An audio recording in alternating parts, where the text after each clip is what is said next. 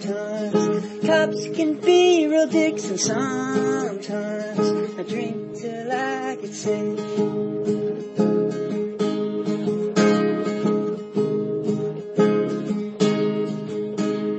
So listen to me, let's make life fucking grand, yeah, fuck all the bullshit. It's time to make a stand now. Sometimes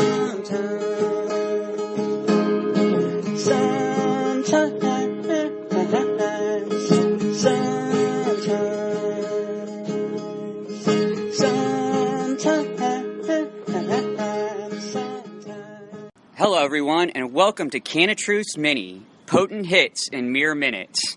As usual, I'm your host, Denton Ramsey. This is episode 2 of the show, and today is Wednesday, September 21st, 2016. Thank you for joining us. You can visit the show's official site at CannaTruthsMini.wordpress.com. You can also subscribe on iTunes, Opinion, SoundCloud, and YouTube, and follow us on Facebook, Instagram, Twitter, Vine, and others. Please pass us along to your friends and show them the truth, guys. Show them the truth. Today's quick hot topic is medical cannabis, and I have a very special guest with me here today, a fellow coworker, Richard. What's up, guys? How are y'all doing? All right. Well, hey, let's talk a little bit about medical weed, Richard. Why don't you tell the viewers and listeners about the condition that you have? Okay. Well, first off, I have a couple of major health medical conditions. For one is epilepsy. I have syncope, and I also have ADHD and OCD disorders. And I've faced a lot of challenges with those throughout my day, and a lot of them are things that you can take pills for, which is one thing. Pharmaceutical companies, boo. Which is another way of basically drugging, to a point of slowing it down. Right, right. Because there's two forms of drugs in this world. There's uppers and there's downers. Right. And they can come in all kind of forms, and most mainly mainstreamed are pills. Mm-hmm. And that's what's socially acceptable for people. Yes, it is. And trying to change that, CannaTruthers. Some of the pills, I don't want to have this effect for this many hours, or right. The side effects are worse than the actual curing. Because you're dealing with a different way, different chemicals of doing this stuff to your body, of giving the effect to your body. Right. And you got to think of the health and the addiction rate on that. And to me, I think the most highly addictive things in our society right now are pills. Absolutely, it's a fact. It's a fact that it's the pharmaceutical companies that's drugging this country. The billion-dollar industry. It is a billion-dollar industry, and it's a billion-dollar industry that's fighting the legalization of cannabis. Mm-hmm. Being here in Texas, Richard, why don't you talk to the viewers again a little bit about the challenges that we have here in Texas? I mean, we're able to obtain cannabis, and why don't you talk to them some about how it helps you when you do smoke? Yeah, and we're able to obtain cannabis, and the thing that I see kind of weird about that is that we have to go through third-party services or whatever, Mm-hmm. And like we were saying with the medical aspect of it is that it helps slow down a lot of my my thinking processes, or with the OCD, with things that would bother me to the point, like if I'm at work and there's a dirty counter, it would aggravate me to the point where I'm mad because I'm thinking about that, but I'm so busy doing another thing that I can't get to it. Right. And right. With that, it can kind of just help me focus in on the one thing and kind of help blur the surrounding thoughts in my head.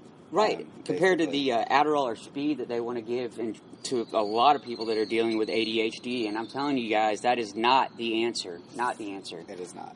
And it's personality disorienting. It changes who you are and the way you think, and it can actually lead to high velocities of depression. Yes, and anger and aggression. Yes, you're absolutely right. And those are, those are major side effects that I choose not to deal with. But today, guys, we are also going to talk about, I believe we should anyway. Yeah, no, go ahead. Let's talk about the side of legalization of it. Yeah, because legalization is a big topic, hot topic. When you talk about one, I think you kind of go hand in hand.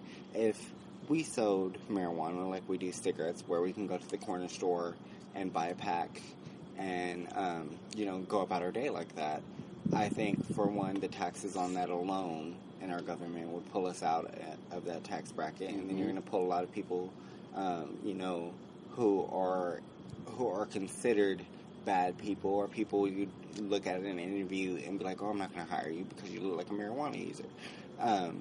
You would look at them differently. You would look at them like a person that smokes cigarettes. Right. You'd be like, okay, or a person that drinks alcohol.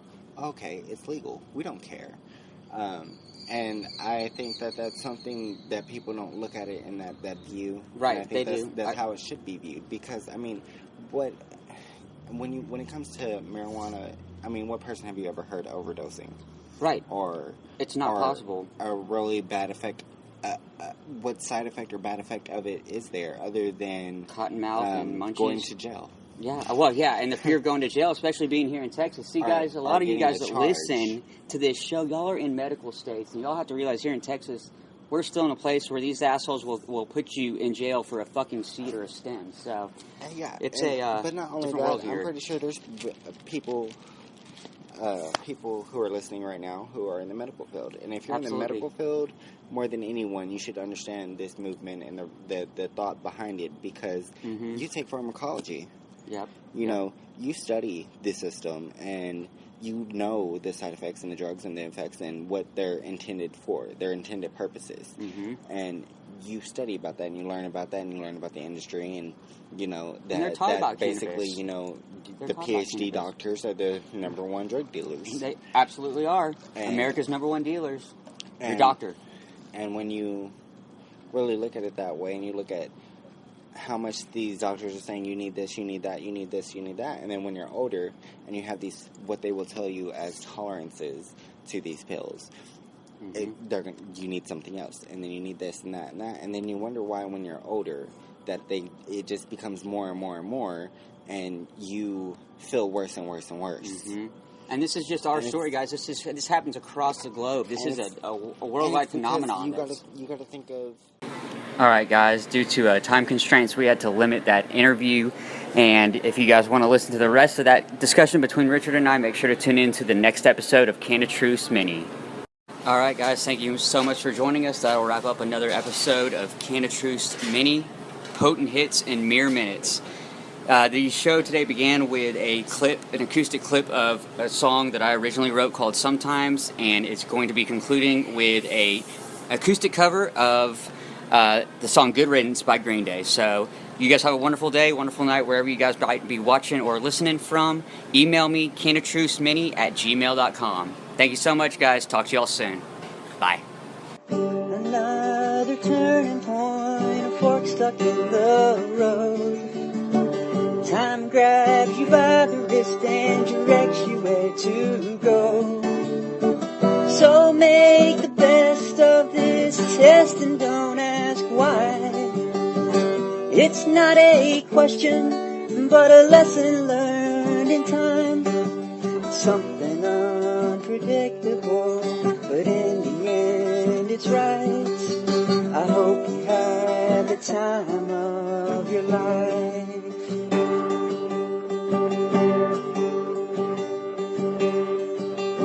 Take the photographs and still frames in your mind.